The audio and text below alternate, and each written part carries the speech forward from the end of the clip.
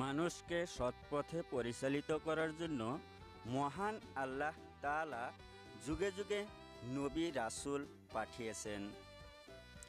ইসলামের নবী রাসূলে করিম হজরত মুহাম্মদ সাল্লাল্লাহু আলাইহি ওয়াসাল্লাম তাদের মধ্যে শ্রেষ্ঠতম।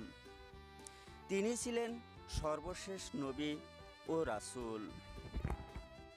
সমগ্র মানবজাতির জন্য মহানবী সাল্লাল্লাহু আলাইহি ওয়াসাল্লাম শান্তি ও কল্যাণের বাণী নিয়ে এসেছেন। তাদের কল্যাণেই উৎসর্গীকৃত ছিল তার পুরো জীবন। তিনিই ছিলেন ন্যায়নিষ্ঠ, সৎ, সত্যবাদী এক মহাপুরুষ। মানবের মুক্তি ও কল্যাণ সাধনায় যিনি জীবনের পুরোটা সময় ব্যয় করেছেন। নবুয়ত লাভের অনেক আগেই তিনি সততা, সত্যবাদিতার জন্য আল আমিন উপাধিতে ভূষিত হন। আরবের বিবদমান সব সম্প্রদায় তাকে প্রিয় নেতা হিসেবে মেনে নিয়েছিলেন। মহানবী সাল্লাল্লাহু আলাইহি ওয়াসাল্লামের মধ্যে করুণা, ক্ষমতাশীলতা, বিনয়, সহিষ্ণুতা, ন্যায়পরায়ণতা সহ অন্যান্য সব মানবিক গুণের সম্মিলন ঘটেছিল।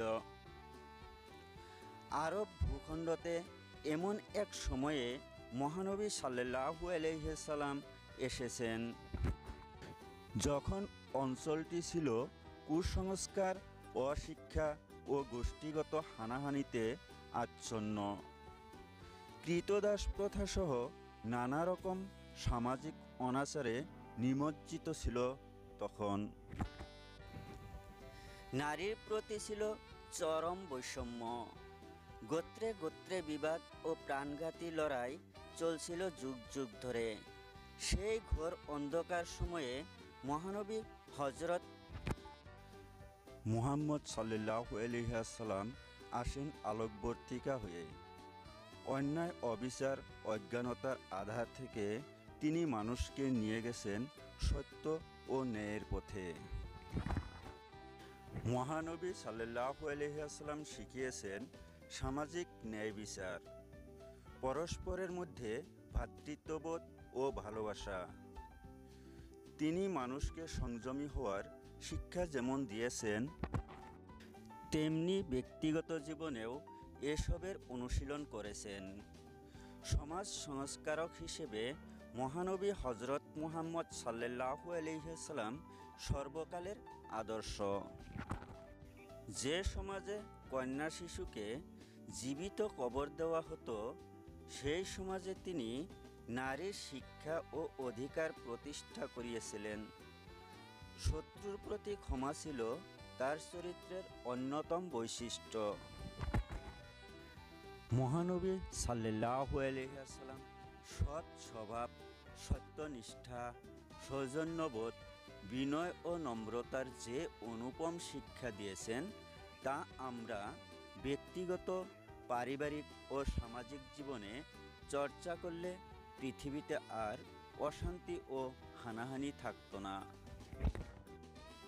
ইসলাম ধর্মাবলম্বীদের কেবল মুখে মহানবী সাল্লাল্লাহু আলাইহি ওয়াসাল্লামের আদর্শ অনুসরণের কথা বললেই হবে না, মনে প্রাণে সেই আদর্শ পালন ও চর্চা করতে হবে। সমাজের শান্তি ও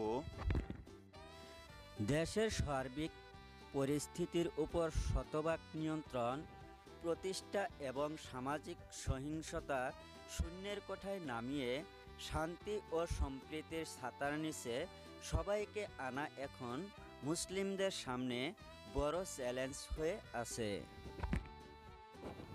আমরা যদি মহানবী সাল্লাল্লাহু আলাইহি ওয়াসাল্লামের জীবন থেকে শিক্ষা নেই, তাহলে আমাদের দায়িত্ব হবে আলোচনার মাধ্যমেই সকল সমস্যার শান্তিপূর্ণ সমাধান করা। তিনি শান্তি ও ভ্রাতৃত্ববোধের যে মহান শিক্ষা দিয়ে গেছেন, তা ব্যক্তি, পারিবারিক ও সামাজিক জীবনে অনুশীলনের মাধ্যমে সমাজে শান্তি, কল্যাণ ও সমৃদ্ধি নিশ্চিত হতে পারে। মহানবী সাল্লাল্লাহু আলাইহি ওয়াসাল্লামের শিক্ষাই হোক আমাদের পথেয়।